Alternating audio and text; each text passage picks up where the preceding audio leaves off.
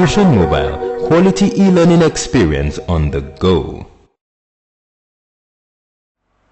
A wonderful welcome to you on this Fusion Mobile e-learning platform.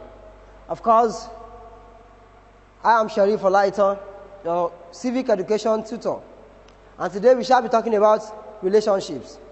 And under relationships, we shall be talking about interpersonal relationships. Majorly, we have two types of relationships. We have the interpersonal relationships and we have the intercommunal relationships. But today, we shall be considering interpersonal relationships in this lecture series. Of course, what is an interpersonal relationship?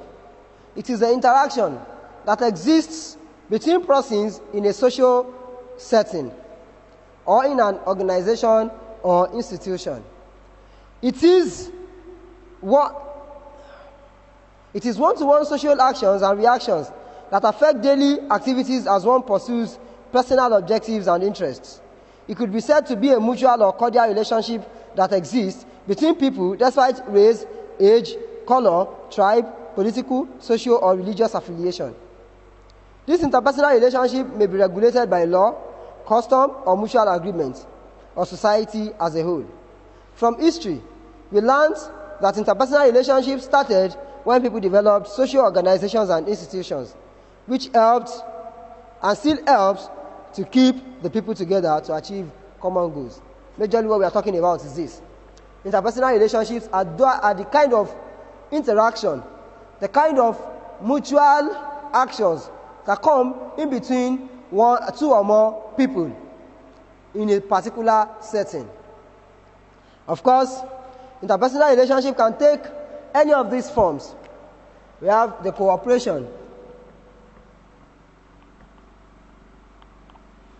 By cooperation, it has to do with the ability to work together towards a shared aim or goal.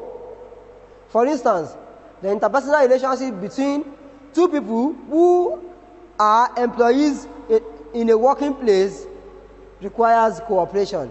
They have to cooperate to ensure that the aims and objectives and goals of their organization is being rightly pursued and eventually achieved. Cooperation is important in our interpersonal relationships because it leads to peace, unity, and progress. We achieve our aims better when we cooperate and we become happier in the long run. Of course, we know how well cooperation works between us and our sisters and brothers at home, between us and our siblings at home. Of course, we know without cooperation, certain things may spring up that could lead to disputes in the house. Now, competition is the next thing. This is another form through which interpersonal relationships could come. This is a social situation in which people and organizations compete with each other for something that not everyone can have. This can also be an event in which people compete with each other to find out who is the best at something. Of course, in our classes, we know there are some conscious, unconscious, and subconscious competitions, such as someone who wants to score more than you in a particular exam, someone who is aiming to score more than you in a particular assignment, someone who is hoping to win more the heart of their teachers. Of course, it happens in our homes too. Your brother may want or may be trying every means to ensure that your parents have more likes for him or her than you. This is a form of competition. Competition, as you can see, has both positive and negative sides. It can bring about joy as well as sadness. We have positive competitions or healthy competitions, and we have negative or unhealthy competitions. Of course, healthy competitions are those such as competitions in class, competitions during sporting events, dancing competition, singing competition, and many other competitions. These are healthy competitions. But competition that has to do with trying to amass wealth at the detriment of another person. Trying to make money at the detriment or at the risk of another person is an unhealthy competition. The next one is conflict. Often, this is regarded as a natural phenomenon. It is a state of confusion or quarrel. It is often said that conflict is inevitable in a place where you can find one or more persons. Conflict is not conducive for progress in any social environment. But conflict occurs in human relations as a result of these factors, which I am going to state to you. Domination, poverty, deprivation of fundamental human rights can lead to conflict as well. Crime, envy, ethnicity, bribery, corruption, religious bigotry, neglect of rules and regulations, and of course, marginalization can lead to conflict. And that brings us to coercion. Coercion. We have coercion. Of course, this is the action of making somebody to do something that he does not want to do. Interpersonal relationships can come in form of coercion. And this is when, let's take for instance, in our homes, we know quite well, for those of us that are familiar with well water, we know quite well that our little brother is not old enough to fetch from the well. And it's one of those things that he has phobia for, that he has fear for. But because of our own laziness and because of our laziness, we decide to send them on such errands. We force them, we coerce them to see that they fetch water from the well. We know of other certain rigorous activities that they cannot do too. But then, we still compel them to do these things. Of course, coercion is not only in that negative form. We could have them in the positive forms too. When law enforcement agencies compel you to do something which is right, it is also regarded to as coercion. Exchange. This involves the act of giving something to somebody in return for good or services rendered. What do we mean by this? When you give or take, you have exchange.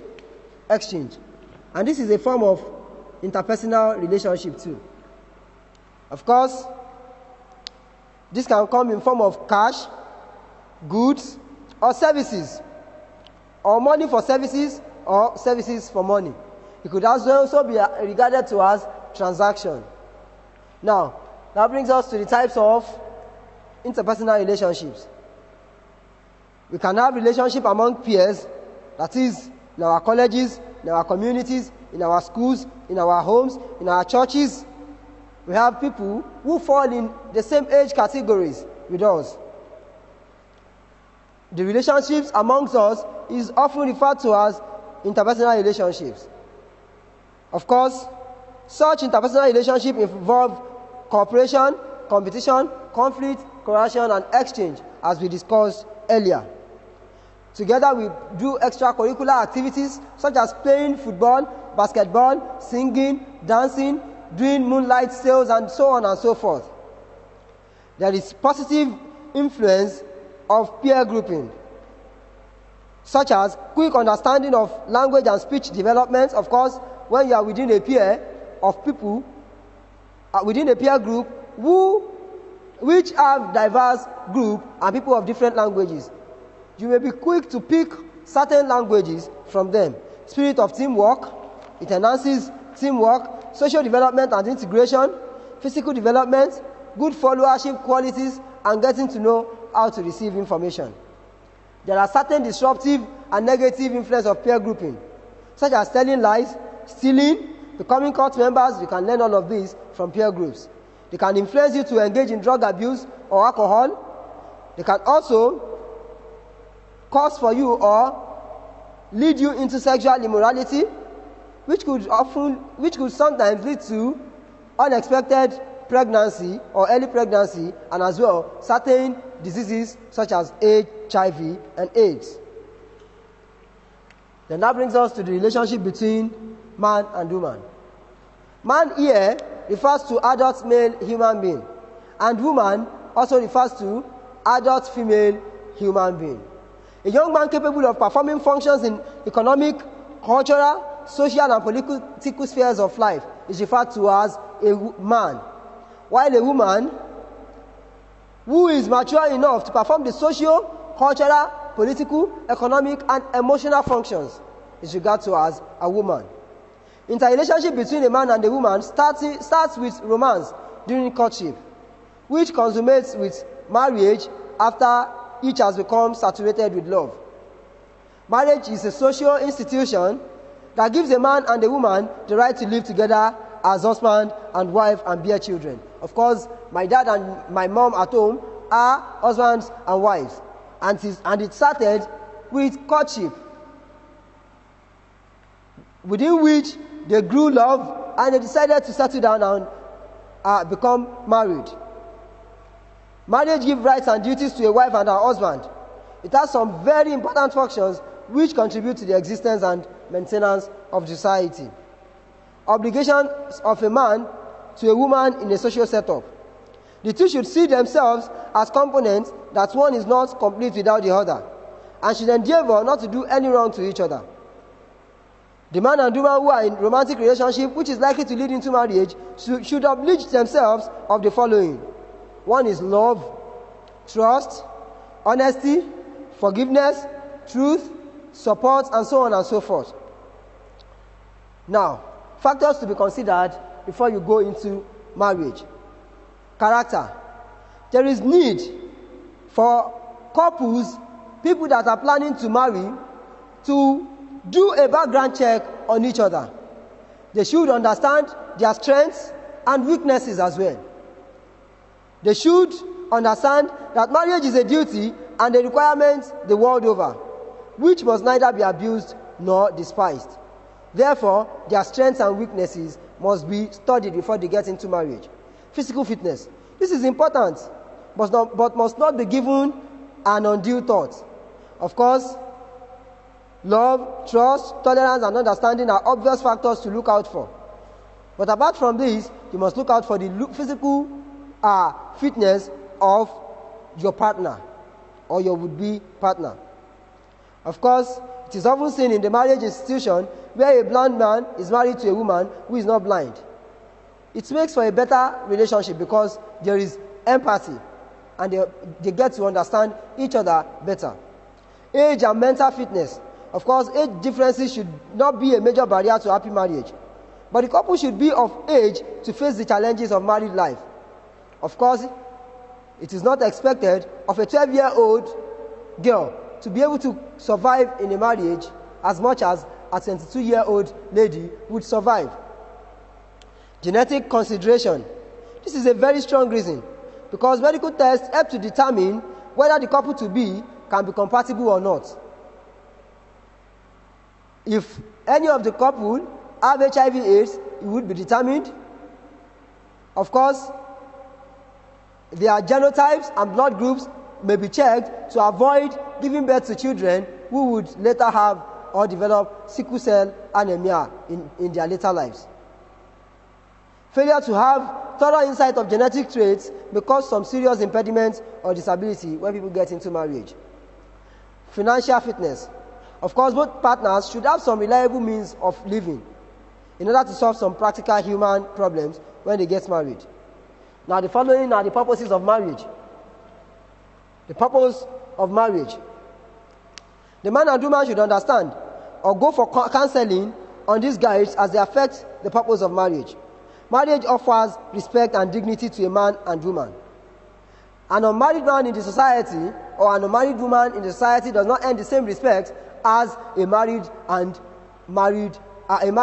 and woman. Marriage helps in the maintenance and sustenance of society through childbearing. Of course, it leads to generation. It leads from generation to generation through childbirth. Marriage brings different families together, and this encourages extended relationship through marriage ties. Of course, the family of the man and the family of the woman would develop a certain relationships which could lead to extended ties. Marriage encourages inheritance and sustenance of family lineage. And of course, marriage provides the couple with companionship which enables them to have social and emotional stability or support in times of difficulty and old age. What do we mean by this? Certain problems that when you encounter them may not be able to manage alone, is better managed when you have a partner who can reason with you, who can advise you, who can sympathize with you, who can tell you, okay, do this, let's do it this way. And then, when old age comes, partners who have stayed for so many years tend to be able to support each other more than when they are single. That brings us to the relationships between individuals and governments. There are several ways through which an individual relates with the government of his country. In order to fully enjoy the rights and privileges of a citizen or as a stranger residing in the country, these are ways through which you can relate with your government. Obedience to law, respect to constituted authority, loyalty to leaders, payment of tax, willingness to defend the country, especially during war, voting during election, protection of public property, partnership with the police, especially by providing information to them on apprehending certain criminals, respect for national symbols, readiness to serve the nation, and this, when they are carried out, it is expected that the governments too, through interpersonal relationships, through interrelationships that exist between the individual and government, are supposed to give back to the citizens and the non-citizens. These are the certain ways which the government can give back to the society. Lawmaking. The government, through the legislative, should make law to regulate the conduct of our citizens in the country. Maintenance of law and order should be ensured by government agencies. Policy formulation should be in the interest of the masses. The defense, through the Navy, the Air Force, and the Land Army, should be ensured to protect lives and properties of citizens. Administrative of justice without interference from the executive. Provision of employment opportunities by the government. Provision of social services such as electricity, good roads, hospital, pipe-borne water, potable water, hospitals, and so on and so forth. Political responsibility. The government is obliged to conduct free and fair elections.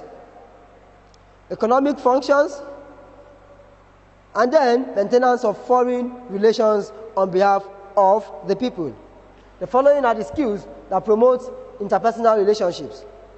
Honesty. Of course, it is important that you are honest in dealing and relating with other people. Tolerance.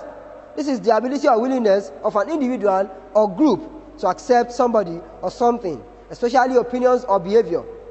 Kindness. This is the quality of being kind to people, treating people with care and kindness and consideration which promotes human relations.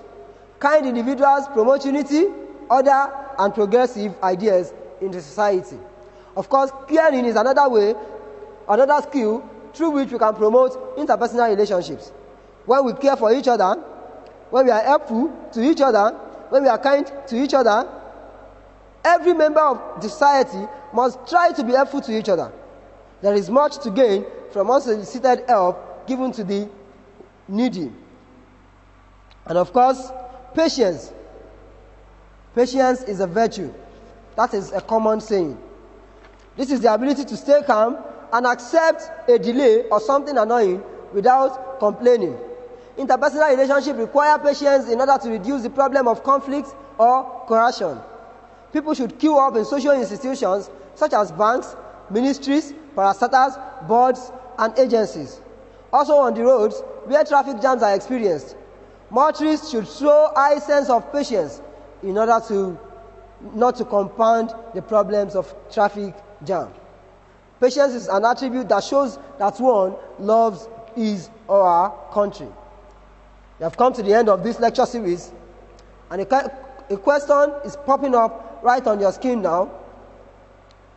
And a question will pop up right on your screen now, I want you to provide adequate answers to them. However, if you are encountering any difficulty providing answers to these questions, kindly rewind the video and take another look. Thank you for watching.